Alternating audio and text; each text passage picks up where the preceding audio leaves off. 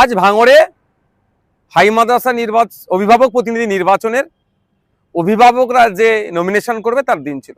Indian secular ফ্রন্টের পক্ষ থেকে 6 জন অভিভাবিকাকে ঠিক করা হয়েছিল এই অভিভাবক নির্বাচনে প্রতিদ্বন্দ্বিতা করার জন্য। আমরা খবর পেয়েছিলাম ইতিপূর্বেই যে এখানে তৃণমূল কংগ্রেস শওকত মোল্লার নেতৃত্বে একটা অরাজকতা করতে পারে, নমিনেশনে ডিস্টার্ব করতে পারে। আমরা লোকাল প্রশাসনকে জানিয়েছিলাম, লোকাল প্রশাসনকে বলেছিলাম আমরা যে প্রয়োজনে তাহলে আমরাও জমায়েত করব।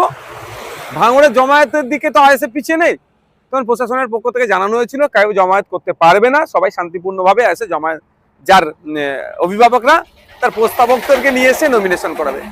প্রশাসনের কথা মতো আমরা কেউ জমায়েত করিনি। আমাদের পার্টির আলোচনার ভিত্তিতে যে কেউ আর কারো আসার প্রয়োজন নেই, যে 6টা প্রার্থী আর তার প্রস্তাবক নিয়ে 18-20 জন যেটা আছে সেটাই থাকবে। আমরা কি দেখলাম, প্রশাসন যে কথা ডিরেক্ট বলেছিলেন আমাদের জন্য, সেটা হয়তো বিরোধীদের জন্য সে কথা তারা রাখতে পারলেন না। তৃণমূল কংগ্রেস বেশ কিছু জায়গায় জমায়েত করেছিল, বাইরে থেকে লোক নিয়ে এসছে, ক্যানিং পূর্ব থেকে জীবনতলা থেকেও লোক নিয়ে এসেছিল, শওকত মোল্লা সাহেব নিয়ে এসে এখানে উত্তপ্ত করার চেষ্টা করছিল সকাল থেকে। আমাদের যখন যারা অভিভাবকরা তাদের আপনার প্রার্থী প্রস্তাবকদেরকে নিয়ে থানার ওখানে পৌঁছাই, মানে একটা পয়েন্ট করা ছিল, ওখান থেকে আমরা একসাথে গিয়ে আমাদের মাদ্রাসায় গিয়ে নমিনেশন দেবে। আমরা ভিডিও দেখতে পেলাম, আমাদের কাছে ফুটেজও আছে, থানার মধ্যে থেকে তৃণমূল কংগ্রেসের আহসান মোল্লার নেতৃত্বে, যে আহসান মোল্লা শওকত মোল্লার ঘনিষ্ঠ, তাদেরকে টেনে বার করে নিয়ে যে মারধর করার পরে প্রশাসন সবাইকে যাদের আক্রান্ত হয়েছে, যারা থানার মধ্যে ছিল, থানার কম্পাউন্ডের মধ্যে ছিল, তাদেরকে বার করে দিল, মারধর করেছে, মহিলারাও বাদ যায়নি।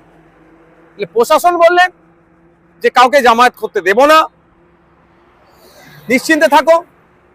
প্রশাসনের কথায় আমরা কোনো জমায়েত করলাম না, উল্টে আমাদের কর্মীরা, আমাদের অভিভাবকরা আক্রান্ত হলো। আমরা এই বিষয়টা ছাড়বো না, থানার ওখানে হচ্ছে, থানার কম্পাউন্ডের মধ্যে, যে থানার সামনে হচ্ছে, থানার সিসিটিভি আছে, সেই সমস্ত নিয়ে এটার শেষ দেখে আমরা ছাড়বো, 1 নম্বর কথা। 2 নম্বর কথা হচ্ছে, শওকত সাহেব গণতন্ত্রের কথা বলে, শওকত সাহেব বাংলার কথা বলে, অনেক গল্প শোনায়, বিনা একটা সামান্য মাদ্রাসা নির্বাচন, ভাঙড়ে নাকি আইএসএফ শেষ হয়ে গেছে, ভাঙড়ে নাকি আইএসএফ নাই, তাহলে একটা শওকত সাহেবরা তো পারতো, সুযোগ ছিল অভিভাবক নির্বাচনে অংশগ্রহণ করা, যে আইএসএফ কটা অভিভাবকদের ভোট পায় বা তৃণমূল কটা ভোট পায়, এটাও তারা চেক করতে পারত। যদি আইএসএফ শেষই হয়ে যেত তাহলে আমাদেরকে ডিস্টার্ব করতো না। আমাদের কর্মীরা আঘাত পেয়েছে, আমাদের কর্মীরা হসপিটালাইজ আছে, ট্রিটমেন্ট করতে নিয়ে গেছে,